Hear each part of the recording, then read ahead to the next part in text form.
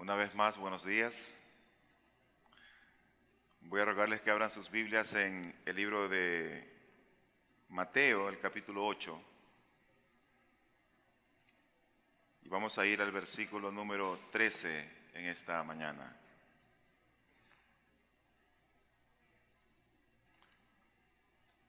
Mateo capítulo 8, versículo 5, del 5 al 13 leemos.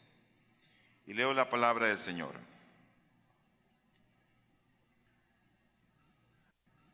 Al entrar Jesús en Capernaum, se le acercó un centurión pidiendo ayuda. Señor, mi siervo está postrado en casa con parálisis y sufre terriblemente. Iré a sanarlo, respondió Jesús. Señor, no merezco que entres bajo mi techo, pero basta con que digas una sola palabra y mi siervo quedará sano. Porque yo mismo soy un hombre sujeto a órdenes superiores y además tengo soldados bajo mi autoridad. Le digo a uno, ve y va, y al otro, ven y viene. Le digo a mi siervo, hace esto y lo hace. Al oír esto, Jesús se asombró y dijo a quienes lo seguían, les aseguro que no he encontrado en Israel a nadie que tenga tanta fe. Les digo que muchos vendrán del oriente y del occidente y participarán en el banquete con Abraham, Isaac y Jacob en el reino de los cielos. Pero a los súbditos del reino se les echará afuera a la oscuridad donde habrá llanto y rechinar de dientes. Luego Jesús le dijo al centurión, ve, todo será tal como creíste. Y en esa misma hora aquel siervo quedó sano. Oremos. Padre amado que estás en los cielos y en este lugar, una vez más, Señor, nos presentamos delante de ti, rogando por tus misericordias y tus bondades que son nuevas cada mañana. Señor, estamos aquí no por cumplir un programa, sino porque en tus decretos eternos tú has tenido para bien bendecir nuestras almas. Señor, en esta mañana yo quiero menguar, quiero decrecer, para que tu Santo Espíritu que mora en mí exalte y glorifique aquel nombre que es sobre todos los nombres, que es el nombre de Jesús. Señor, abre nuestro entendimiento, humíllanos con tu palabra, ayúdanos a contemplar la hermosura de tu santidad, para de una manera voluntaria traer gloria a ti. Te lo rogamos en Cristo nuestro Señor. Amén.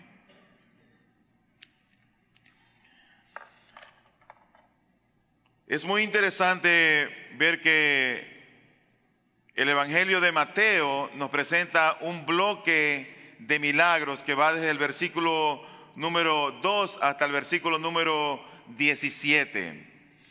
Y aquí hay tres personas que han sido básicamente despreciadas por la sociedad y por la ley. Eran personas consideradas inmundas. Una de ellas, dice la Biblia en el versículo 2, era un leproso. Un hombre que tenía una enfermedad que todos sabemos que es incurable. Los leprosos no podían entrar en la ciudad, por lo tanto este hombre vivía fuera de la ciudad. Ellos tenían en sus sandalias ciertas campanitas, de tal manera que cuando ellos caminaban, las campanas rechinaban y la gente decía, ahí viene un leproso, y se apartaban. Ellos eran una escoria, por así decirlo, frente a la sociedad. No podían entrar a la ciudad, tampoco podían estar en el templo. El otro es un centurión pagano que tenía otra necesidad, la necesidad de obtener la sanidad para un siervo de él. Y la otra era una mujer, la suegra de Pedro.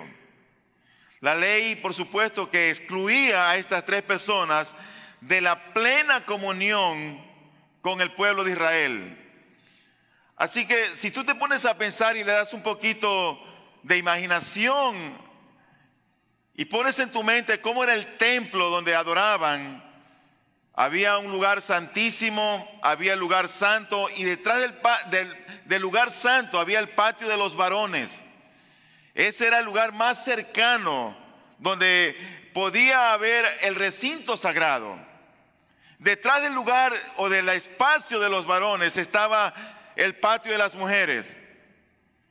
Luego había un espacio, un patio ya fuera de eso, que era el lugar para los gentiles. Así que si alguien quería realmente tener una comunión, ese era el lugar del templo. Creo que cuando venimos a la iglesia, Dios nos da una maravillosa oportunidad de tener comunión uno con los otros, no solamente en este recinto, pero aquí hay un lugar especial cuando el pueblo de Dios se reúne a adorar, a glorificar, a exaltar su nombre. Así que estas tres personas consideradas ajenas a la sociedad, excluidas por la ley, tenían hasta problemas para entrar en el templo. Ponte a pensar en la mujer. La mujer ya de por sí no había un espacio porque era mujer, así que la mujer estaba excluida de ese lugar donde estaban los hombres. El leproso, por su enfermedad, por su situación física, ni siquiera podía llegar a la ciudad y mucho menos al templo. Así que este hombre estaba excluido también. Y el centurión, por su raza, no podía estar en ese lugar. Así que el uno era a causa de su condición física, el otro era a causa de su raza y la otra era a causa de su sexo. En el Sermón del Monte, si tú ves este pasaje, tanto Lucas como Mateo describen esto que ocurre justamente después de que el Señor ha predicado el Sermón del Monte. E inmediatamente tanto Mateo como Lucas presentan este cuadro de este hombre con una necesidad, que era un centurión, un hombre pagano, un hombre gentil. Este hombre no tenía acceso a lo que tenían los judíos. No conocía realmente la ley. No sabía nada de los oráculos del pueblo de Dios. Este era un hombre gentil. Pero en el Sermón del Monte, en los versículos anteriores, Cristo ha tratado el tema de nuestra pecaminosidad, que es aquella inmundicia real que nos excluye de la comunión con el pueblo de Dios, que nos excluye del reino de los cielos. En los versículos anteriores, Cristo ha tratado aquello. Yo me pregunto, ¿cuál es la inmundicia que nos excluye de la congregación de los santos? ¿Será tal vez nuestra condición física? ¿Será tal vez el sexo? ¿O será tal vez la raza?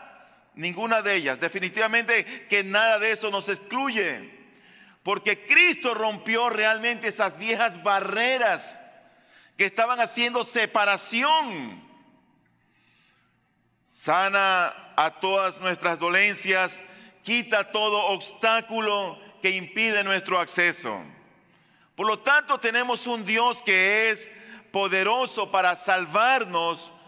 El único requisito es que nosotros podamos responder como respondieron el leproso, el centurión y la mujer.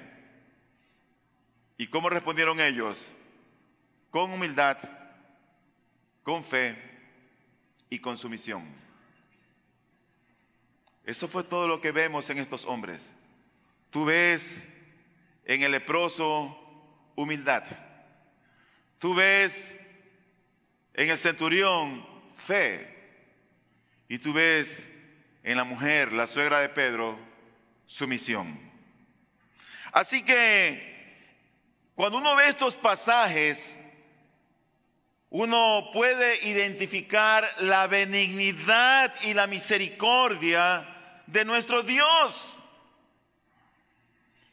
En Mateo 8, del 2 al 3, el Señor atiende a un leproso a alguien que tenía una enfermedad, por cierto, incurable. Y va en busca del Señor, suplicante, le ruega, se arrodilla y le dice: Señor, si quieres puedes limpiarme. Parece que este hombre sabía que el Señor podía. Lo que no estaba convencido era si quería. Y el Señor le dice: quiero ser limpio. Y dice la Biblia que el Señor toca al leproso. La lepra no invade a Cristo, Cristo invade al leproso. Y este hombre recibe la sanidad. Así es como obra nuestro Dios. Ahora Él va a atender a un gentil inmundo. Y en el versículo 11 dice la Escritura que Él dice de este hombre: muchos vendrán del oriente y del occidente y participarán en el banquete con Abraham, con Isaac y Jacob en el reino de los cielos. Él está hablando esto a un hombre que era desconocido del pueblo de Israel, a un hombre extraño, por quien Cristo no vino. Pero cuando tú ves el amor de Cristo en la era mesiánica, tú ves su gracia, tú ves su misericordia, tú ves su bondad. Tú te das cuenta que el Señor abre la puerta de los cielos de par en par. Ya no hay barreras religiosas, ya no hay barreras de prejuicios, sino que la fuerza salvadora del reino se encuentra ahora sin fronteras. Jesús acerca a los que están ahora lejos y los hace partícipes de la herencia de los hijos. ¿Qué tenía que ver este centurión, este hombre gentil? Todos los creyentes al día de hoy tenemos acceso, independientemente del sexo, de nuestra condición física o de nuestra raza. Pero una de las cosas que más me llama la atención y que más me agradan de este versículo o de estos versículos del 5 al 13 es que Mateo, en cada pensamiento que él trata de hablar sobre este incidente, este suceso que ocurre, él no deja afuera a Jesús. No lo deja afuera. Es como que se respira en cada idea, en cada pensamiento: Jesús, Jesús. Tú ves en el versículo número 5 de Mateo 8, dice la Biblia que Jesús va a Capernaum y ahí le solicita ayuda a un hombre. Versículo 6, a Jesús se le describe el problema: un hombre enfermo. Versículo 7, dice la Escritura que Jesús responde y él dice: iré a sanarlo. Versículos 8 y 9, el centurión describe ante Jesús su propia indignidad.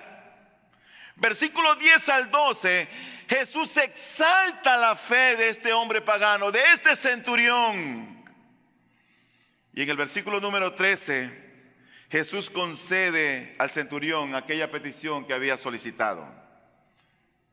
Y uno ve que termina este centurión bendecido. Así que Mateo está respirando por todos lados aquel Dios que se hizo hombre, que dejó su gloria y que se humilló y vino a estar entre nosotros. Hermanos, el centro del Evangelio es Cristo. La salvación no está en lo que tú haces, porque la salvación no es por obra. La salvación está en una persona, Jesús. Y lo que nuestra gente, nuestra iglesia, la sociedad lo que necesitan oír es acerca de Jesús. Ahora este hombre a mí me llama muchísimo la atención, como siendo un hombre extranjero acude ante Jesús. Voy a dividir el sermón en varios versículos que son tomados de una manera expositiva del mismo capítulo, del 5 al 13. Así que Mateo 8:5 dice la Escritura lo siguiente: al entrar Jesús en Capernaum, se le acercó un centurión pidiendo ayuda. Jesús, como vimos, él termina de predicar el Sermón del Monte, y él vivía en una población pequeña, en una aldea llamada Capernaum. Y es en ese momento que antes de llegar a Capernaum, Jesús es abordado por este centurión. Y dice la Biblia que le ruega y le solicita ayuda, pero en esta ciudad de Palestina, de la cual pertenecía Capernaum, no habían legiones de los romanos, pero sí habían tropas auxiliares bajo probablemente Herodes Antipas, que estuvo viviendo entre el año 4 antes de Cristo hasta el año 39 después de Cristo. Y estas tropas, estos militares, eran tomados de ciudades no de Galilea, sino fuera de ellos. Dice Flavio Josefo, probablemente pertenecían a Siria o a Líbano. O sea, ni siquiera eran del pueblo de Israel, no eran de Judá, no eran de Jerusalén, no eran ni cercanos, estaban distantes. Ahora, ¿por qué este hombre se acerca a Jesús? Bueno, Lucas, en el pasaje paralelo, en el capítulo 7, la Biblia nos dice que él oyó hablar acerca de Cristo Jesús. La fama de Cristo, los milagros que él hacía, empezaron a multiplicarse y la gente se empezó a alborotar por todo lo que Cristo hacía. Mateo mismo lo describe en el capítulo 4, en el versículo 24. Él dice: su fama se extendió por toda Siria y le llevaban todos los que padecían de diversas enfermedades, los que sufrían de dolores graves, los endemoniados, los epilépticos y los paralíticos, y él los sanaba. Lo seguían grandes multitudes de Galilea, de Decápolis, Jerusalén, Judea y de la región al otro lado del Jordán. Por doquiera que iba, la fama de Cristo, por lo que hacía, por su enseñanza, por su personalidad, por quién era él, la gente lo veía, hablaba con autoridad y lo seguían.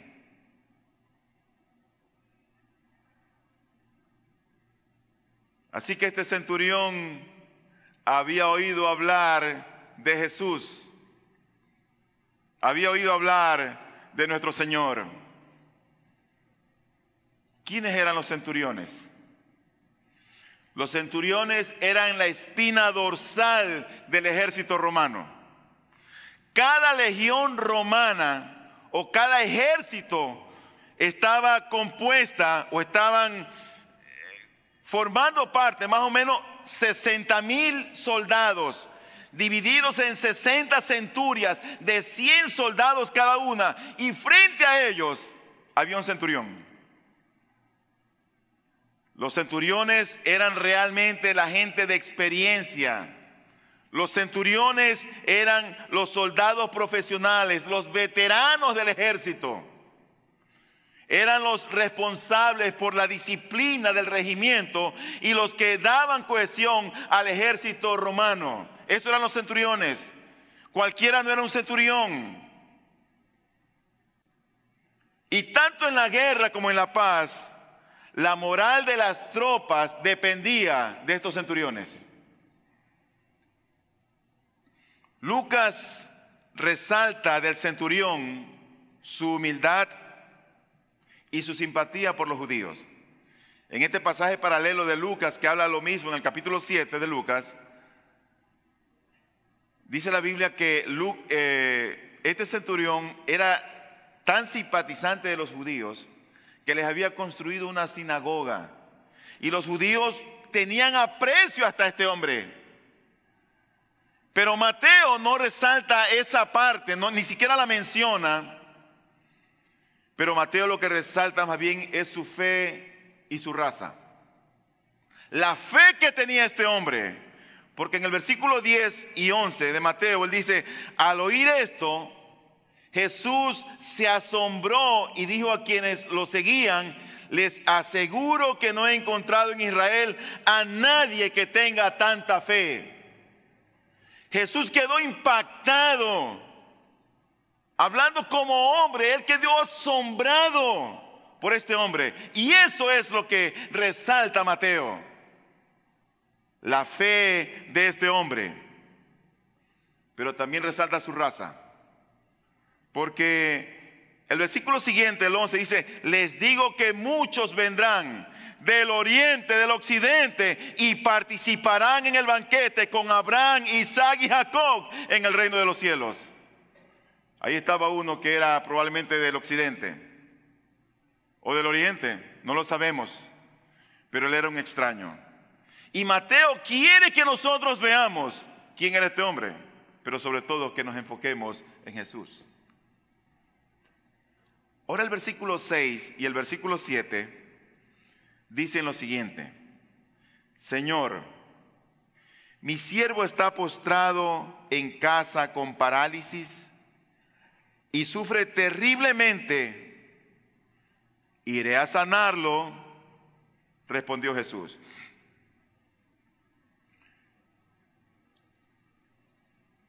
Mateo menciona a Jesús por todos lados. Pero si nosotros vemos en este hombre, que era un pagano, y era un extraño, parece que hay cierto balance. Por un lado, él está viendo a Jesús y ve tal vez su gracia, su amor, su poder. Pero por otro lado está viendo al centurión, que es su siervo. Tiene los dos extremos. Y él está viendo la bondad, la misericordia, el amor, la gracia que salen de Cristo. Y por otro lado está viendo la necesidad en su siervo.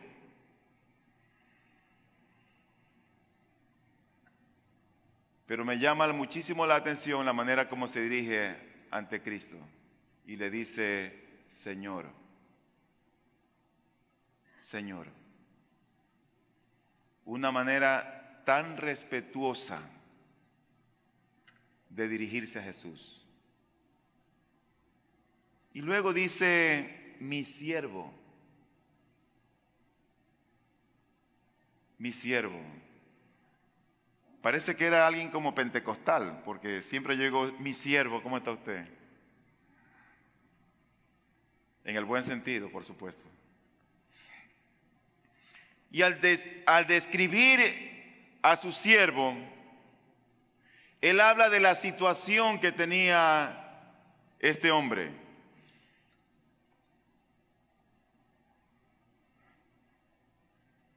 Estaba en primer lugar postrado. Anda esa virosis que ha afectado a muchas personas. El pastor Otto no pudo estar hoy con nosotros y hemos orado por él. Que Dios lo fortalezca, y creímos prudente hacer este cambio para que él descanse. Y sabemos que él va a poder predicar con autoridad y con poder en el nombre del Señor. Y él, dijimos, descansa, y lo vimos postrado. Pero este hombre que describe aquí la Biblia estaba postrado y paralítico. Una cosa es que tú estés postrado, y otra cosa que a esa manera de estar, tú estés paralítico. No sabemos qué era lo que tenía. Pero lo que sí sabemos que a todo eso se le sumaban grandes dolores. Era un dolor terrible. Es un poco difícil ponerse a pensar en un militar que es gente dura, entrenada para el trabajo, para dar órdenes. Gente que ve el orden, esté preocupado por una persona necesitada. No es tan fácil ver eso. Estamos hablando de un militar. Así que, ¿qué le solicita? Bueno, le dice, y realmente lo que él quería era la sanidad de su siervo. Era difícil, era un poco confuso realmente comprender aquello de que un militar esté preocupado por un siervo suyo, sobre todo en aquellas épocas.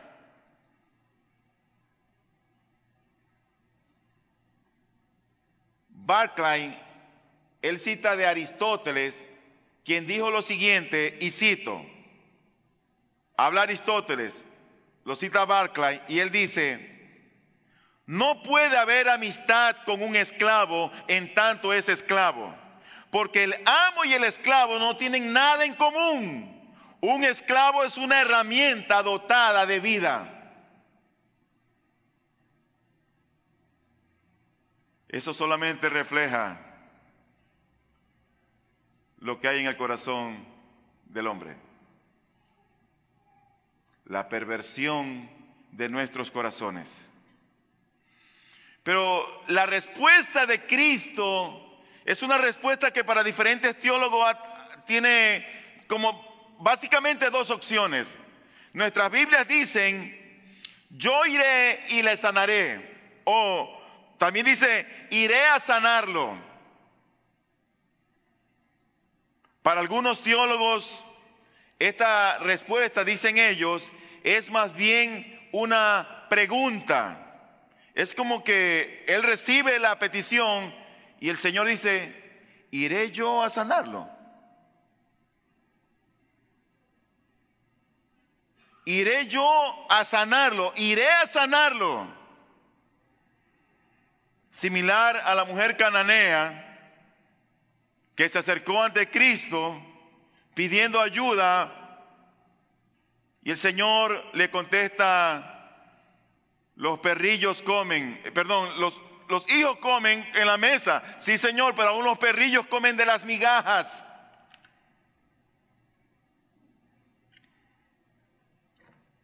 Pero sea como sea, pienso yo que se puede entender de ambas maneras. Por lo tanto, nos vamos a quedar con esta manera positiva de responder que Jesús tuvo y no en la manera de la pregunta. Es como que el Señor dice realmente, iré a sanarlo. O yo iré y lo sanaré. Pero ahora mira el versículo 8 y el versículo número 9. Señor, no merezco que entres bajo mi techo, pero basta con que digas una sola palabra y mi siervo quedará sano, porque yo mismo soy un hombre sujeto a órdenes superiores y además tengo soldados bajo mi autoridad. Le digo a uno, ve y va, y al otro, ven y viene. Le digo a mi siervo, haz esto, y lo hace. Y otra vez encontramos aquella palabra respetuosa con la que el centurión se dirige ante Jesús y le dice nuevamente, Señor. La palabra Señor viene de una voz griega que significa Kyrios, y esa es, por así decirlo, la suma de dueño, amo, superior, cabeza, autoridad suprema. La suma de todo eso era Señor, Kyrios. Pero tan pronto menciona a Cristo, dice Señor, dice él, no merezco que entres bajo mi techo. No lo merezco. Hay una sensación de indignidad de este hombre. Yo quiero que tú no saques de tu mente que este es un hombre pagano. No es un judío. Es alguien que desconocía la ley. Era un extraño. Y se dirige a Cristo de una manera que nos lo va a mostrar Mateo para que nosotros comprendamos este mensaje. Y la sensación de indignidad que este centurión tiene no es a causa de su raza, ni tampoco es que el centurión estaba consciente de que Jesús pudiera contaminarse ceremonialmente si lo visitaba a su casa, si entraba a su casa. Para un judío no le era permitido entrar en una casa de un gentil. Este era un hombre gentil. Y la razón definitivamente de su indignidad era un claro reconocimiento delante de quién era Jesús. Y él llegó a decir, no me lo merezco. No lo merezco.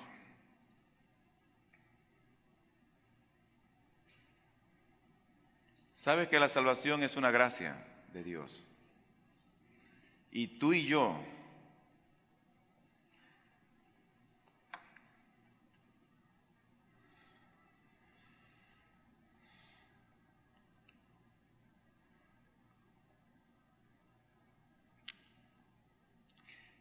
hermano, no merecíamos la salvación. La salvación es un regalo de Dios, un don inmerecido que el Señor la da a quien Él quiere. No es por obras, dice Pablo, para que nadie se gloríe. Y este hombre en su indignidad, en su bajeza, en su vileza, a él no le está preocupando la raza. A él no le está preocupando ni siquiera la cuestión ceremonial de que Cristo pudiera contaminarse. Él está diciendo solamente, Señor, no merezco que entres a mi casa. No lo merezco. Él había comprendido, sin lugar a dudas, quién era Jesús. Pero el saber quién era Jesús era que lo humillaba. A veces yo me pregunto cómo somos tan irrespetuosos cuando oramos ante Dios. Y cómo no mostramos la reverencia ante un Dios santo, digno de ser alabado. A quien nos dio la gracia de la salvación cuando no la merecíamos. Y este centurión pagano habla, Señor, no merezco que entres a mi casa. Eso me recuerda a mí las palabras que habló nuestro Señor Jesucristo, cuando Él dijo, bienaventurados los pobres en espíritu. Bienaventurados los pobres en espíritu, porque de ellos es el reino de los cielos. No necesitamos ser grandes en espíritu, ni altivos en espíritu, sino todo lo contrario, necesitar que somos mendigos, necesitados de Dios.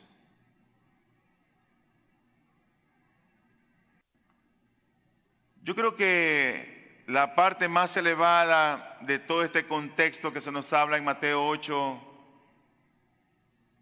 está cuando este hombre le dice al Señor, Señor, no tienes que ir a mi casa, solamente basta con que digas la palabra.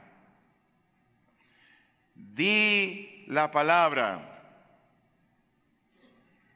Este hombre, en otras palabras, habiendo comprendido quién era Jesús, quién era Él, creyó en Jesús y creyó en sus palabras. Dice la Biblia que el Verbo se hizo hombre. Y ahora la Biblia, dice Dios en su palabra, que Él nos ha hablado por su Hijo en esta palabra. Por supuesto, yo no estoy pensando que tal vez este centurión, cuando le dijo, di la palabra, esperaba de Jesús un declaro o un decreto o un cancelo. No era eso lo que esperaba.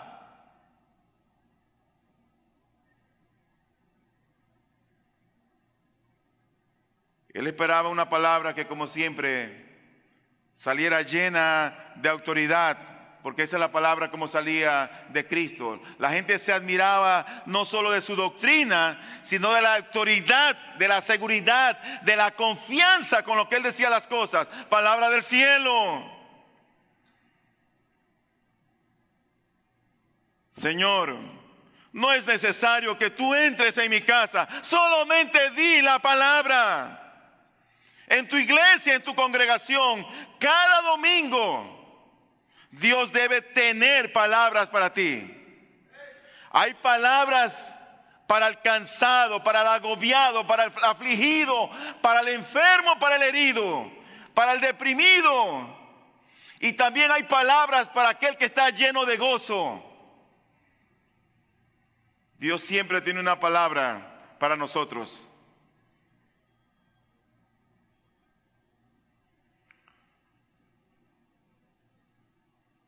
El profeta Jeremías dijo, porque yo sé muy bien los planes que tengo para ustedes, afirma el Señor, planes de bienestar y no de calamidad, a fin de darles un futuro y una esperanza. Hasta ese momento de la historia, no había registros de que Jesús hubiera sanado a alguien a la distancia. No lo habían. Pero ocurre que en el sistema militar romano, la autoridad primaria, ¿sabes en quién se concentraba? En el emperador. Y ocurre que el emperador la delegaba a toda la jerarquía militar de aquel entonces. Por tanto, como formaba parte de esta estructura, cuando el centurión ordenaba a un soldado raso que fuera o viniera o hiciera algo, no hablaba de hombre a hombre, sino como un representante de Roma, porque él había sido investido con la autoridad que el emperador había delegado.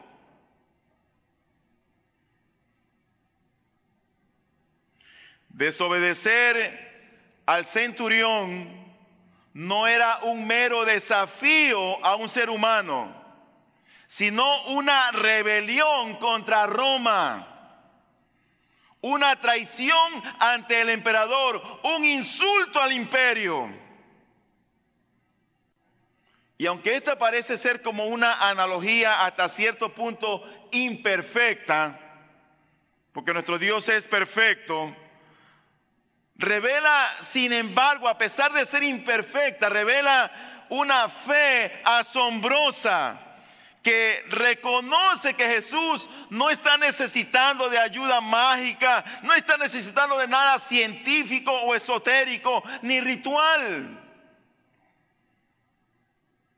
Su autoridad, la autoridad de Cristo, era la autoridad de Dios. Y su palabra era eficaz debido a que era la palabra de Dios. Cuando él decía vete, la enfermedad iba a salir. Él toca al leproso y la lepra no lo invade a él. La lepra deja al leproso. Había autoridad. Él hablaba y el mar se calmaba. Él hablaba y los vientos cesaban. Ese es nuestro Dios. Ese es nuestro Dios. Ahora el centurión estaba investido de la autoridad de Roma, porque por supuesto el emperador había delegado esa autoridad sobre ellos. Jesús estaba investido ahora de la autoridad del Padre Celestial. Por lo tanto, cuando el centurión habla, es Roma quien habla. Pero cuando Jesús habla, es Dios quien habla. Desafiar a Jesús o desobedecer a Jesús es desafiar o desobedecer a Dios.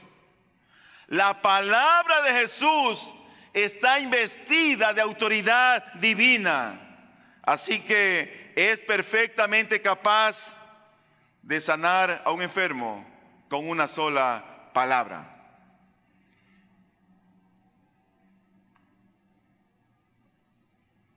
¿Cómo pudo llegar este hombre a este conocimiento? La Biblia no nos lo dice. Pero lo que vemos aquí es la gracia de Cristo. ¿Cómo es que tú clamas ante Dios?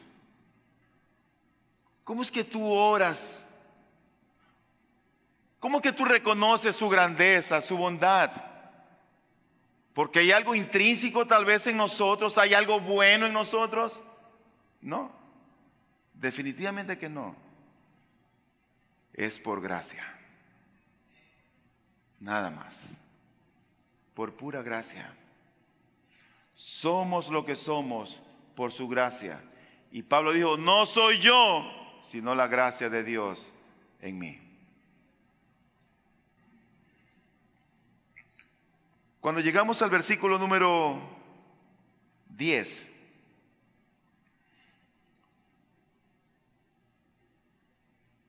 oye y lee lo que ocurre. Dice que al oír esto, Jesús se asombró y dijo a quienes lo seguían, les aseguro que no he encontrado en Israel a nadie que tenga tanta fe. Si tú vas al libro de Marcos, al capítulo 6, al versículo 6, te vas a dar cuenta ahí que Jesús también se asombra. Y Él está asombrado en Marcos 6, pero está asombrado por la incredulidad de la gente.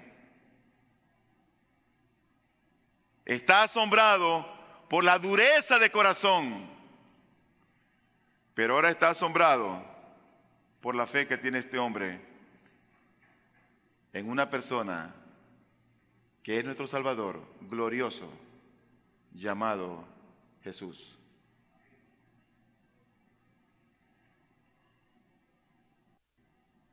Entonces nos preguntamos, ¿por qué este asombro siendo Dios? Dios tal vez se puede asombrar de lo que hace el hombre. No creo que Dios se asombre de lo que tú y yo hagamos. La Biblia dice que hagamos lo que hagamos, siervos inútiles somos. No vamos a hacer más allá de lo que Dios nos ha permitido hacer. Haremos lo que tenemos que hacer. Más allá de eso, no lo seremos.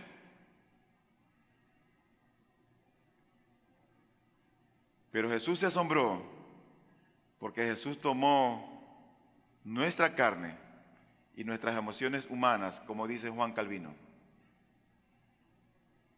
Tomó nuestra carne, nuestras emociones, y el Jesús hombre se asombró del centurión. ¿Por qué está asombrado de la fe de este hombre? Bueno, en primer lugar, porque era un gentil. No tenía la herencia de la revelación del Antiguo Testamento que le ayudara a saber o al menos a tener indicios de quién era Jesús. Y sin embargo penetró de tal manera que entendió el secreto y la naturaleza y la autoridad de quién es Cristo. Y hay muchas personas que a veces están dentro de las iglesias y desconocen a Jesús. Lo que la gente necesita es oír de aquel Jesús que salva, que perdona, que se hizo hombre, que viene, que fue a una cruz. No los programas. Son buenos, sí. Nos ayudan, sí. pero la gente necesita conocer de Cristo. Y la única manera como tú y yo vamos a conocer de Cristo es por medio de su palabra. No hay otra manera. No hay otra manera. El día de mañana, después de las 2, estos gafetes ya no van a tener ningún valor. No servirán de nada. Yo me pregunto, después de mañana, ¿cómo te irás de aquí? ¿Cómo saldrás de aquí? Para nosotros, quienes organizamos estas conferencias, lo hemos hecho con un solo propósito, de que cada participante, al terminar estas conferencias, pueda salir con un corazón ardiente. ¿Tú sabes por qué? No por la música. Es preciosa, me encanta. Disfruto adorar a Dios. Pero oramos que cuando alguien salga de esta conferencia, salga con un corazón ardiente por la palabra de Dios. Por la palabra del Señor. El profeta Isaías dijo, Dios preguntó y le dijo, ¿a quién enviaré y quién irá por nosotros?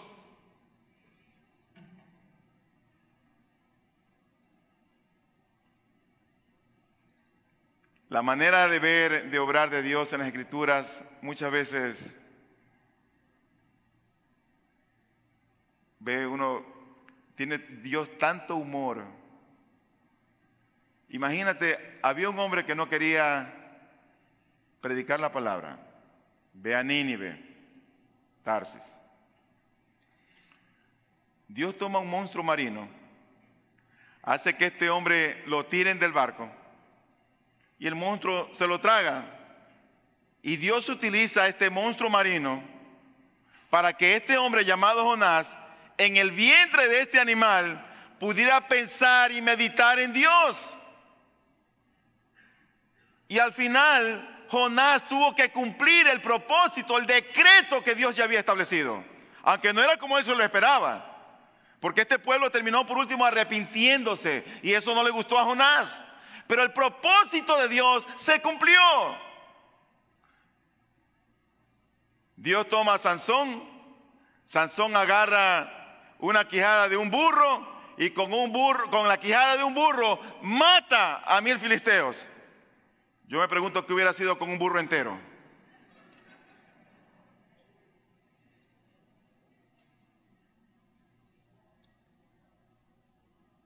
Al terminar las conferencias, Dios te quiere usar a ti.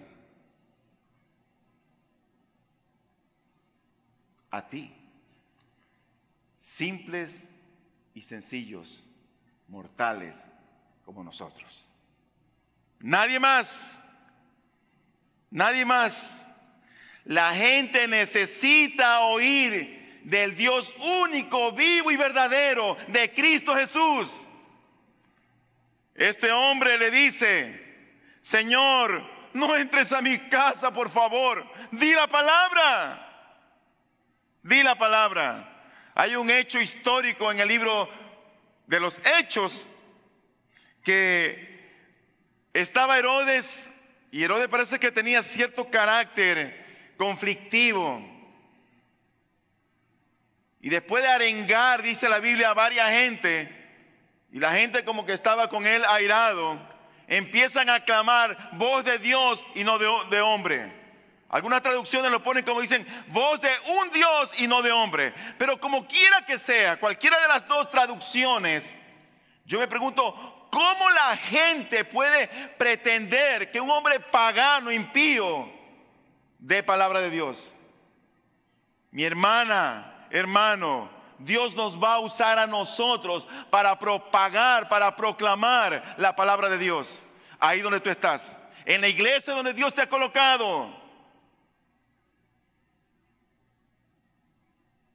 Necesitamos hablar de Cristo. Necesitamos inundar, llenar nuestro corazón con la palabra de Dios, que es toda suficiente, que es veraz, sin errores, y proclamarla, hablarla. Estoy terminando ya el sermón. El versículo 11 y 12, Jesús vimos que ya ensalza a este hombre y le dice: les digo que muchos vendrán del oriente y del occidente y participarán en el banquete con Abraham, Isaac y Jacob en el reino de los cielos. Pero a los súbditos del reino se les echará afuera a la oscuridad, donde habrá llanto y rechinar de dientes. ¿Quiénes son aquellos que vienen del oriente y del occidente? Bueno, tú sabes que Cristo vino por su pueblo y su pueblo le rechazó. Mas a todos los que le recibieron, a los que creen en su nombre, les dio potestad, el derecho de ser hijos de Dios. Hijos de Dios. Así que esos que van del oriente y del occidente, ese eres tú, ese soy yo. Donde nos vemos contrastados con los súbditos del reino. Bendito Dios que tuvo misericordia de nosotros. Bendito el Señor que se acordó de nosotros.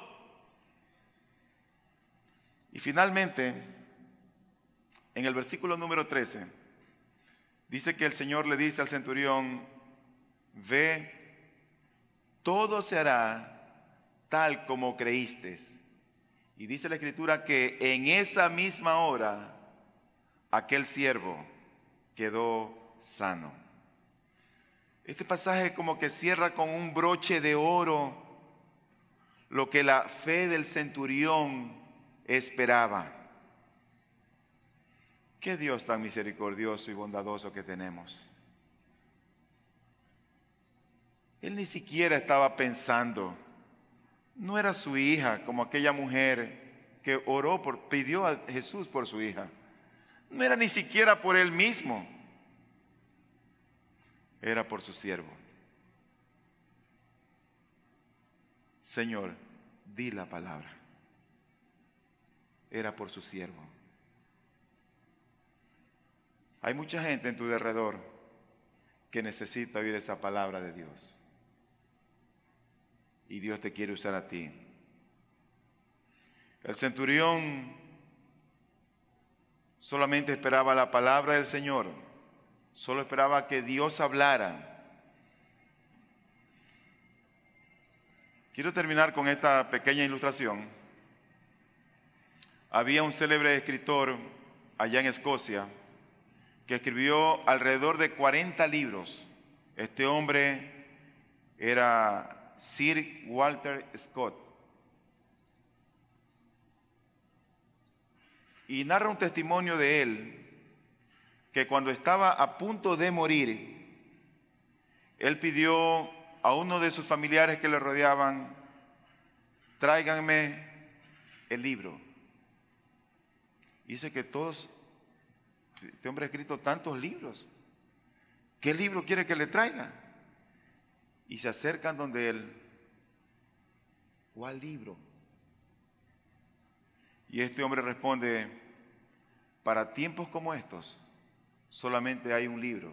Y él dijo: el único libro que necesito ahora es la Biblia. Dios quiera, y oro al Señor, que nosotros seamos cada día más bíblicos y cristocéntricos en nuestra manera de pensar, de oír, de hablar y de actuar. Que Dios nos ayude.